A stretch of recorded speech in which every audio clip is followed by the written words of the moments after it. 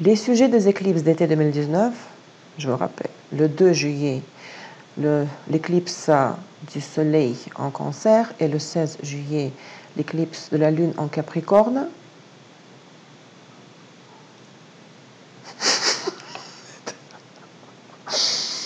Le contrôle est passé. Je ne vais pas couper ça, c'est trop drôle. Même si on n'a vu que les poils, là.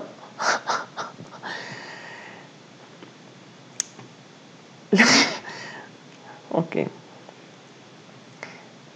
Les sujets des éclipses d'été 2019 vont se rencontrer, s'intercroiser sous forme des situations conflictuelles et critiques avec les sujets des éclipses à venir, hein, celle de l'hiver 2019-2020. Le 26 décembre, l'éclipse solaire en Capricorne et le 11 janvier, l'éclipse lunaire en Cancer, le 11 janvier 2020, bien sûr. Le temps du corridor du point milieu des éclipses sera le moment de la culmination des scénarios de vie selon les maisons de votre thème qui ont reçu la projection des éclipses, des scénarios qui ont été nés, qui sont nés, je ne sais pas si on peut dire ont été nés, qui sont nés sur le plan subtil pendant les jours des éclipses, les mêmes jours, vraiment, les jours des éclipses d'été en été 2019. Maintenant, ces scénarios vont voir le jour sous forme des circonstances, des éléments réels, d'accord? Ça, c'est la première chose la plus importante à dire sur le mois d'octobre. Je vais parler des énergies, des aspects de fond et plus en détail des deux phases lunaires, de la pleine lune et de la nouvelle lune. Vous trouverez la liste de tous les aspects majeurs dans la description de la vidéo, d'accord?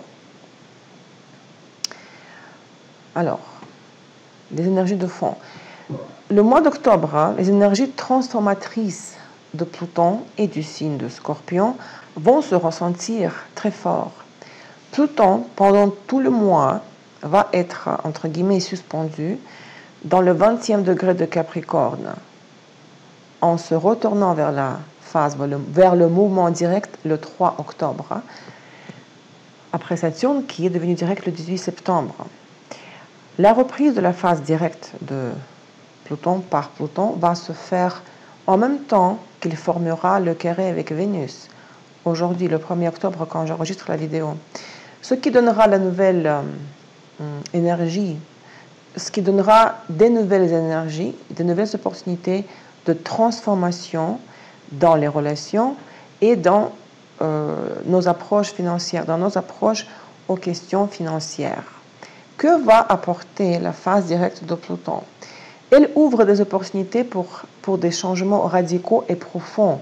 Et regardez la maison de votre thème dans laquelle se termine la phase rétrograde de Pluton. Vous savez que je ne considère pas les positions des planètes sociales et supérieures dans les signes zodiaques.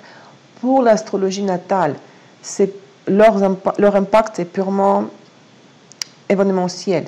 Donc ce qui compte, c'est le transit de Pluton et la fin, le début de sa phase rétrograde dans la maison de votre thème.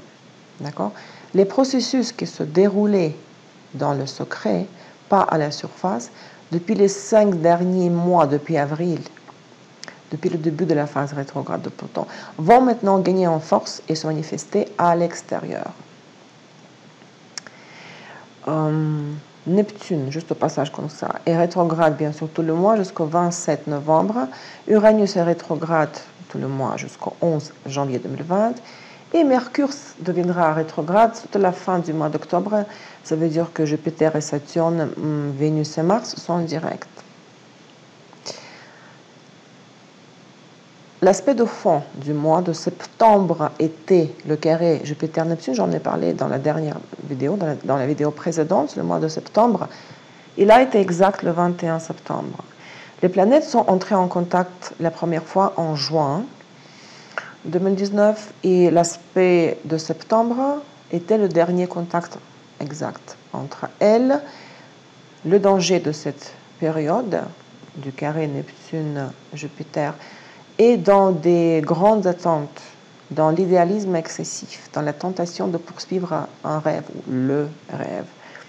Cet aspect de fond, le carré de la planète sociale et supérieure, Jupiter et Neptune, va se former encore jusqu'au 20 octobre, hein, mais l'aspect exact est derrière, bien sûr, déjà. Nous avons un stellium en balance jusqu'au 7 octobre. Et entre le 23 octobre et le 1er novembre, nous allons avoir le stellium en scorpion. Donc, les relations et les finances sous toutes leurs formes, du personnel à l'international, je parle pour les deux, et les relations et les finances, parce que les deux peuvent être personnel et international, seront l'un des principaux thèmes du mois. Donc, le stellium en balance jusqu'au 7 octobre veut dire que nos partenariats devront être repensés, reconsidérés et restructurés. Mais à partir du 3 octobre, les planètes personnelles entreront progressivement en Scorpion et formeront pendant le mois d'octobre des aspects avec Uranus qui est en Taureau et Pluton qui est en Capricorne. Mercure entre en Scorpion le 3 octobre et Vénus le 8 octobre. Par conséquent, le mois d'octobre révélera les contradictions, il mettra en lumière les problèmes surtout avec les finances et les partenariats, dans les partenariats, et leur résolution nécessitera une nouvelle vision des choses et une approche inhabituelle aux problèmes. Les aspects les plus difficiles du mois seront formés lors de la pleine lune en Bélier le 13 octobre et de la nouvelle lune en Scorpion le 28 octobre. Car le 4 octobre, Mars, l'un des maîtres de ces phases lunaires, parce que Mars est le deuxième maître du Scorpion, où on aura la nouvelle lune et c'est le maître de Bélier, le signe dans lequel nous allons avoir la pleine lune. Mars fait l'ingression en balance, déterminant nos stratégies d'action, lesquelles nous nous efforcerons de maintenir l'équilibre des intérêts et de parvenir à des accords, à des compromis, mais probablement en raison de la faible position de Mars, il est en chute, en balance. Pour arriver à nos objectifs, nous aurons besoin de plus de force et de plus de moyens que pendant d'autres périodes. Du 14 au 22 octobre, c'est la période la plus constructive du mois où l'on peut écouter l'intuition tout en restant pratique, réaliste et perspicace. C'est le bon moment pour prendre des mesures concrètes concernant quelque chose qui est important pour vous, pour définir des plans d'affaires à long terme, pour négocier et conclure des accords. Entre le 18 et 24 octobre, c'est la période qui est favorable pour travailler sur les relations et pour les améliorer, pour trouver un compromis. Ce temps peut apporter des rencontres romantiques et celles d'affaires, rencontres amoureuses et rencontres professionnelles aussi. Nous allons pouvoir construire de manière efficace des relations avec les personnes matures, plus âgées. C'est un bon moment pour résoudre les problèmes financiers et juridiques liés aux achats importants. Du 23 octobre au 1er novembre, à la fin du mois, la période de nouvelle lune, le stellium en Scorpion se forme à partir du moment où le Soleil passe dans ce signe, où se trouveront déjà Mars et Vénus. Alors, chers Scorpions, joyeux anniversaire. Les circonstances de crise, les sensations intenses, l'émergence de situations potentiellement dangereuses, voilà ce qui est stimulé par le champ énergétique du Scorpion. Nous pourrions avoir affaire aux secrets, aux situations, aux frontières extrêmes de l'existence, lorsque confrontés à la mort ou à bout de ressources. L'atmosphère générale va faire naître la tension émotionnelle et la méfiance, ce qui conduira à une analyse plus approfondie de notre vie, à la recherche des réponses au-delà de l'évident, à la révélation de la vérité qui se cache derrière la façade. Et la fin du mois, du 25 au 28 octobre, c'est le moment de l'achèvement, où vous pouvez finaliser les projets ou terminer une relation en tournant la page. Mais avant de faire cela, ça vaut la peine de faire une pause et de peser votre décision, car après cette rupture, vous ne pourrez plus vraiment revenir en arrière. et récupérer, sauver la relation. Le 31 octobre, tout à la fin du mois, Mercure devient rétrograde en étant en conjonction avec Vénus. C'est la dernière phase rétrograde de Mercure en 2019. Maintenant, il est utile de revenir aux questions en suspens, vers les anciennes relations et vers les anciens liens. Et il ne faut pas vraiment trop compter sur les nouvelles propositions et les nouvelles rencontres. Il convient maintenant de regarder en arrière, car l'examen des perspectives se fera dans les conditions de visibilité limitées. Mercure sera rétrograde jusqu'au 20 novembre.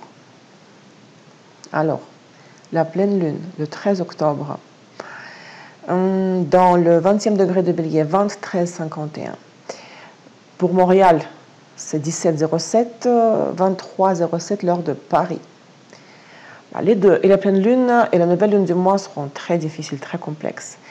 Pourquoi la pleine lune du 13 octobre sera complexe? Elle fera partie du carré en T avec Pluton, Soleil en Balance, Lune en Bélier, en opposition, et les deux luminaires seront en carré avec Pluton en Capricorne. Et Vénus sera toujours encore en opposition à Uranus.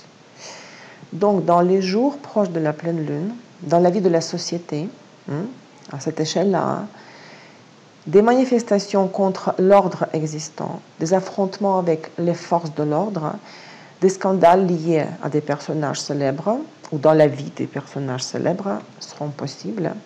Et pendant ce jour, les contrats qui ne satisfont plus les deux parties ou l'une des deux parties risquent d'être résiliés. Cela peut se faire également pour des raisons des modifications des conditions extérieures sur quoi nous n'avons pas de contrôle. Donc, pendant les jours de la pleine lune, la conclusion d'accords ou désaccords et la signature des contrats avec les nouveaux partenaires, ce jour-là seront défavorables pour ça. En affaires, d'importantes relations commerciales peuvent prendre fin ou une réorganisation majeure sera inévitable. Cette pleine lune mettra en évidence les tâches ou les problèmes clés de nos relations. Pourquoi les relations? Parce que le soleil en balance, lune en bélier. Il s'agit de l'axe de relations personnelles. Moi, le premier signe, la première maison, l'ascendant, le signe de bélier, et les autres, les partenaires au sens large du terme, la maison 7, le signe de balance. Comme toute pleine lune,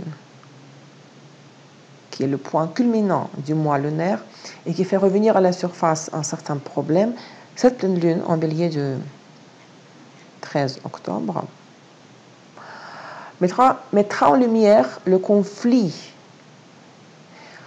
entre la façon dont nous comprenons nos intérêts et nos besoins et la manière dont nous les coordonnons avec les intérêts du partenaire dans le mariage, par exemple, ou dans les affaires, ou d'une manière générale avec les besoins des autres personnes qui nous entourent. Les situations de cette période montreront les limites de ce qui est permis dans une relation, de ce que nous tolérons vis-à-vis de nous-mêmes de la part du partenaire et vis-à-vis de notre partenaire de notre part. Elles montreront la mesure du contrôle laquelle les relations se portent et au-delà de quelles limites, les relations, peuvent se terminer. Nous serons obligés de comprendre de quelle manière nos besoins sont-ils compatibles avec la coopération, avec les partenariats, le mariage. Est-ce que oui ou non, nos objectifs personnels sont en contradiction avec les objectifs du partenariat quelconque?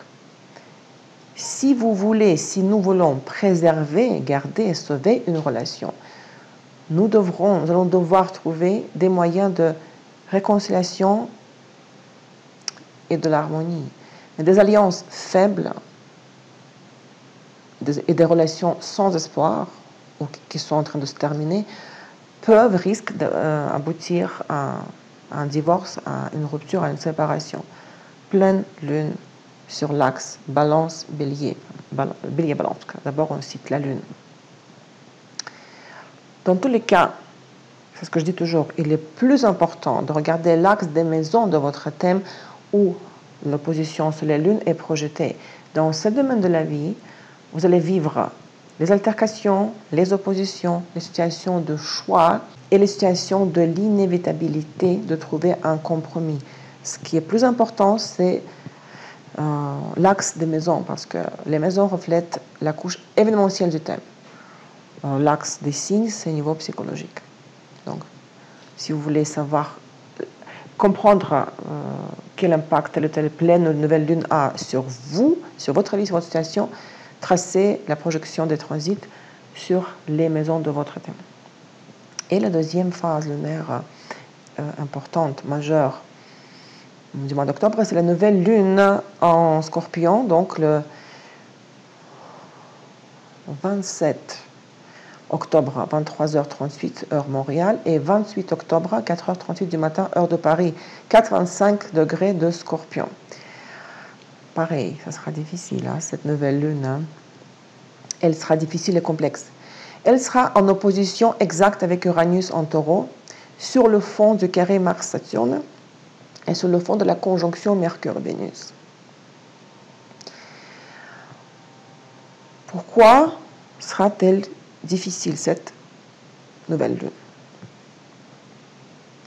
Elle nous permettra sans doute d'éliminer les blocages psychologiques qui nous empêchent de faire face aux défis des circonstances de la vie de manière adéquate et efficace.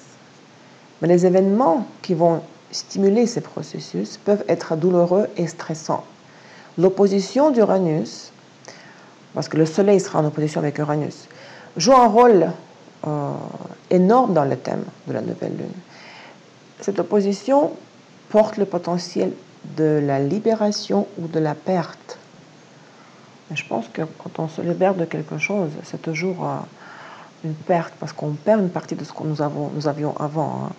Les deux vont, pour moi,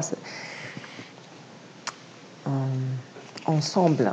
On ne peut pas se libérer sans perdre quelque chose. C'est le moment de délivrance de ce qui a cessé de correspondre à nos valeurs et à nos besoins spirituels. Nous pourrions être éclairés par une compréhension radicalement nouvelle des choses, ce qui affectera nos projets, nos plans. Toute querelle ou provocation pendant cette nouvelle lune entraînera des complications. Donc, il faudrait les éviter, ce comportement provocateur.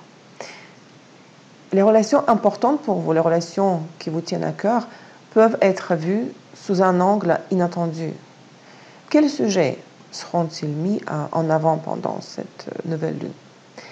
Les thèmes du Scorpion, les thèmes de la gestion des revenus et du budget, les problèmes des finances communes, les litiges relatifs à la propriété, les problèmes de gestion des biens communs, ainsi que les thèmes relatifs aux dépôts, aux investissements, aux dettes, aux impôts, au respect ou à non-respect des obligations financières, à l'ouverture et ou à la clôture des comptes. Le signe du Scorpion symbolise l'exploration des circonstances cachées et l'exploration des aspects les plus sombres de la vie, de ses envers, à l'exploration des situations extrêmes et des problèmes clés de notre vie. Alors cet aspect d'opposition Soleil-Uranus, qui sera l'aspect de fond de la nouvelle lune du 27-28 octobre, sera en force entre le 24 octobre et le 1er novembre.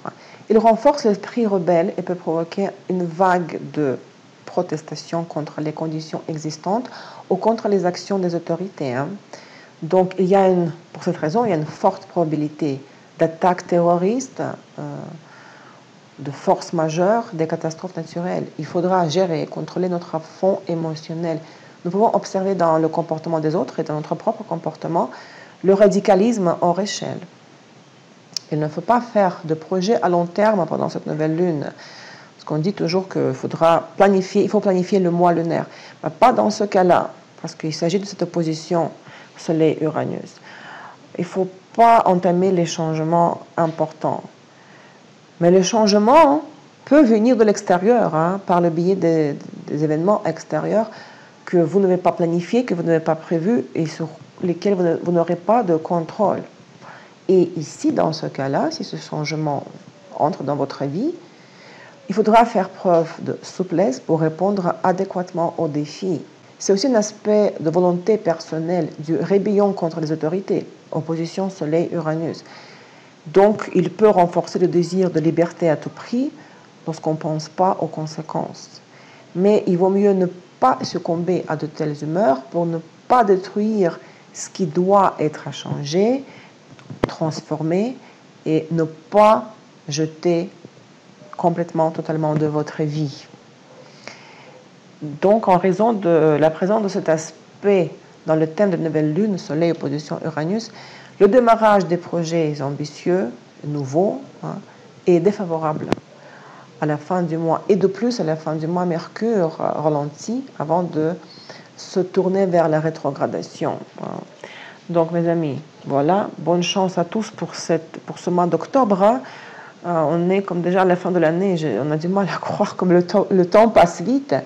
Si vous avez des questions concernant l'école, le premier module, que vous pouvez encore acheter si vous décidez d'un coup, si vous découvrez ma chaîne seulement maintenant, je peux vous faire une exception. Contactez-moi et on discutera de cela. Donc, si vous voulez faire partie de mon club VIP, vous êtes bien sûr bienvenue. Il n'y a que des avantages à ça. Vous ne le regretterez pas une seule seconde. Je vous remercie pour votre temps, votre attention. Prenez soin de vous. Je serai bientôt en direct pour les questions Astro Tarot sur YouTube. Et puis, suivez-moi sur Instagram. Je vous embrasse très fort. Je vous aime les francophones. Au revoir.